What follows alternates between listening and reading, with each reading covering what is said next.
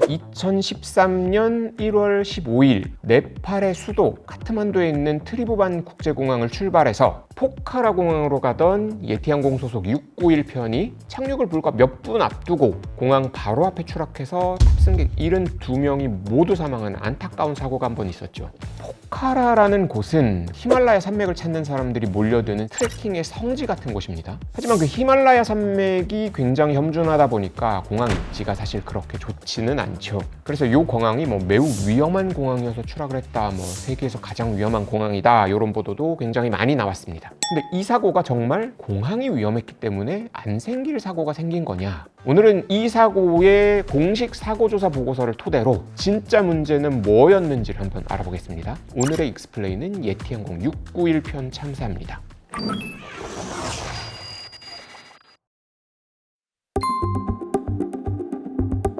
사고 경위는 이미 다 아실 것 같아서 간단히만 얘기할게요. 네팔의 수도 카트만두 트리부반 국제공항에서 오전 11시가 조금 안 돼서 예티항공 소속 691편 ATR 72-500 항공기가 포카라 국제공항을 향해서 출발을 합니다. 포카라 공항은 카트만두에서 한 150km 정도밖에 떨어지지 않은 아주 가까운 공항이에요. 그리고 또 하나 주목할 점은 이 공항이 개항한 지 보름밖에 안 된 새 공항이었다는 거예요.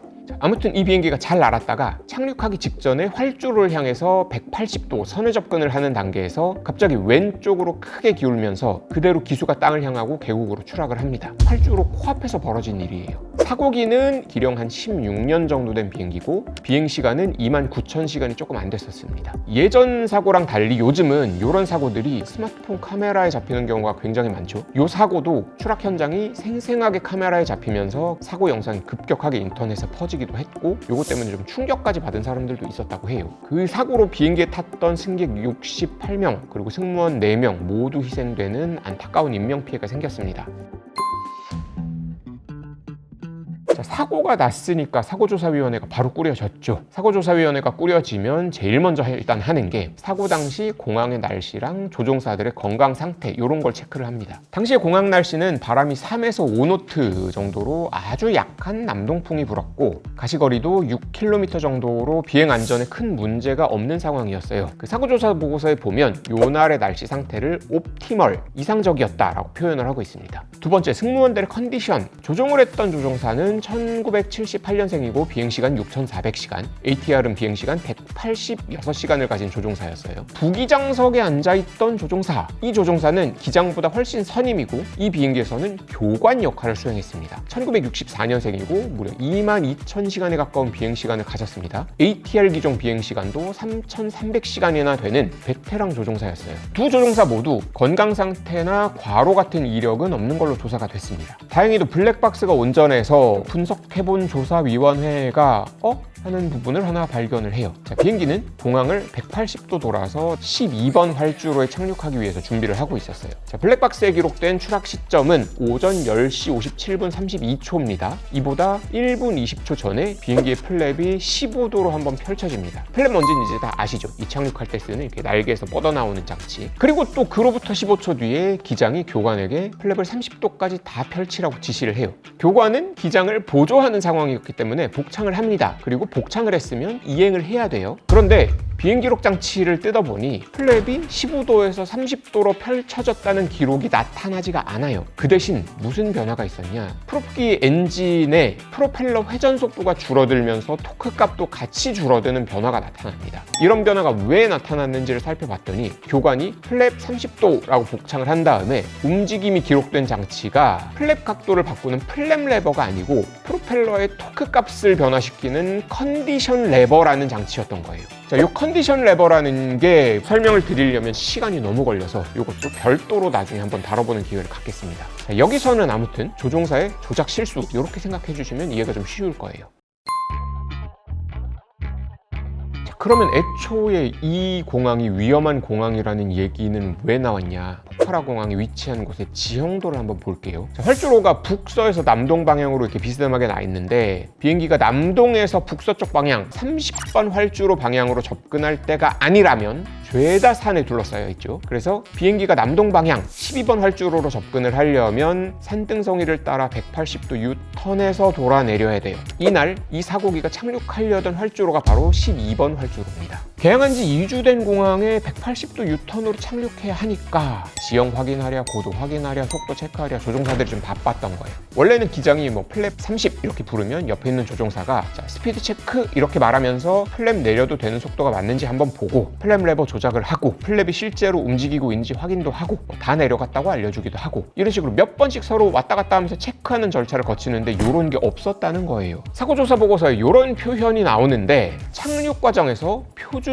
운영 매뉴얼 스탠다드 오퍼레이션 프로시저의 모든 과정이 지켜지지 않은 사실이 발견되었다. 이런 표현을 했어요. 자, 그러면 이렇게 생각할 수 있겠죠. 180도 돌아서 착륙하는 게 엄청 위험하니까 조종사들이 정신없다가 사고가 난 거 아니냐. 자, 그런데 사고조사 보고서에 보면 처음에 이 포카라 관제사들은 이 비행기에 12번 활주로 접근이 아니라 30번 활주로 접근을 줍니다. 30번 활주로에는 정밀 접근 계기 비행 착륙이 가능한 ILS 장비도 설치가 돼 있고 직선으로 그냥 쭉 편안하게 내려가면 되는 방향이에요. 근데 이 사고 비행기는 12번 활주로에 착륙을 시도했다가 사고가 났잖아요. 왜냐? 부기장 자리에 앉아있던 교관이 12번 활주로로 변경을 요청했기 때문에 그렇습니다. 이건 또 왜냐? 보고서에 보면 이런 내용이 나오는데 30번 활주로 접근 허가를 받은 상태에서 교관이 기장한테 12번 활주로 착륙 경험 좀 쌓아야 되니까 12번으로 착륙 한번 해봐. 이렇게 얘기한 근거가 나왔다는 거예요. 돈 내고 탄 승객이 68명이나 있는데 안전상의 이유가 아니라 직원의 교육 훈련을 위해서 이런 모험을 한다. 말이 안 되는 얘기입니다. 교육 훈련은 별도의 비행이나 시뮬레이션 훈련 아니면 관숙 비행이라는 절차를 통해서 충분히 하는 게 맞고 이런 식으로 실비행을 교육 훈련으로 활용했다는 거는 다시는 있어서는 안 될 일인 거예요.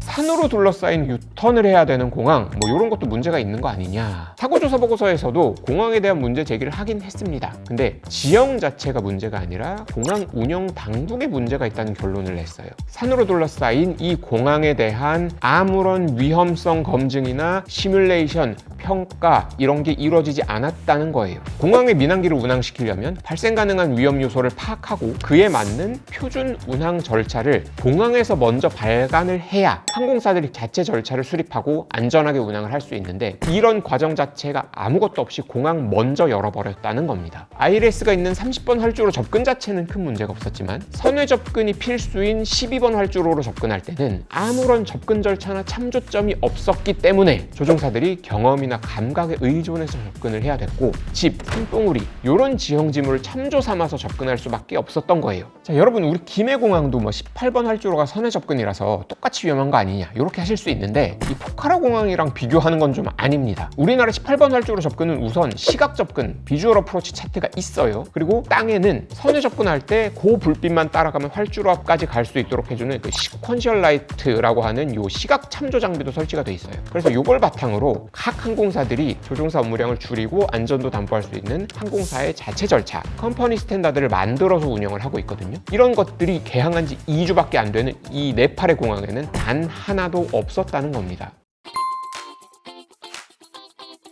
사고조사위원회가 내린 결론은 이렇습니다. 직접적인 원인은 비행기의 컨디션 레버가 출력을 생성해주지 못하는 상태로 내려갔고 추력을 잃어버린 비행기가 추락을 했다. 그 원인이 일어난 이후로 새로운 공항에 해본 적 없던 절차로 접근한 조종사들이 업무량이 과다해지면서 조작을 잘못했고 확인해야 될 계기판들을 제대로 확인하지 않았다. 이렇게 조종사들이 업무량이 과도해진 원인으로 12번 활주로의 접근이 굉장히 타이트한데 안정적인 접근 과정을 수행할 수 없는 환경이었다. 또한 항공사는 승무원에 대해 제대로 된 교육 환경을 제공하지 않았고 항공당국도 이런 안전관리에 소홀했다. 이런 지적사항들이 이만큼 나옵니다. 그리고 또 하나, 항공기의 조종실 레이아웃에 대한 점도 들여다보지 않을 수가 없을 것 같기는 해요. 2015년 한 10년쯤 전에 이거랑 똑같은 기종인 ATR-72가 대만에서 추락한 사고가 또 한 건 있었는데 이것도 조종사들이 엔진 레버를 좀 잘못 조작한 게 그 원인에 대해서 난 사고였거든요. 물론 두 가지의 원인은 굉장히 좀 다르기는 한데 엮어서 얘기할 문제는 아니긴 한데요. 다만 이 유사한 위험 요소가 또 발견이 된다고 하면 이 조종실 레이아웃을 변경하는 권고 이런 것도 좀 나올 수도 있겠다 이런 생각도 조금은 듭니다.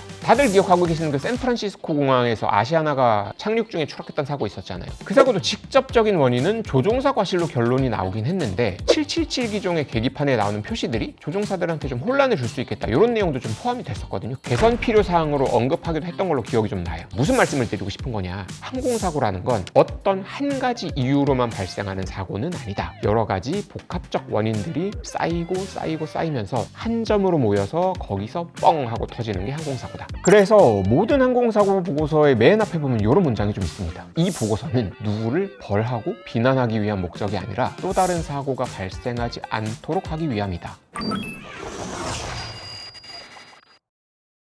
항공사고라는 게 이런 이슈를 다루는 저희 입장에서는 매우 좀 사실 어렵습니다. 특히나 인명피해가 발생한 사고 같은 경우에는 훨씬 더 예민해지기도 하고 희생자나 부상자들에 대한 예의도 아닌 것 같고 이런 생각도 좀 들어요. 근데 다만 뭐 이런 사건 사고의 맥락을 궁금해 하시는 분들도 많으시니까 이런 걸 아예 안 다룰 수는 좀 없을 것 같아서 이런 사건 사고를 단순히 흥미 위주로만 다루지는 않겠다고 약속을 드립니다. 추측성 내용은 최대한 지양하고 이런 사건 사고의 앞뒤 맥락을 정확하게 짚어서 배울 점이 있고 알아야 할 점도 있고 오해를 풀어야 할 점도 있는 그런 내용들이 있을 때 진실 위주로 다뤄서 풀어보겠다는 약속을 여러분께 드리겠습니다. 오늘의 익스플레인은 여기까지입니다. 고맙습니다.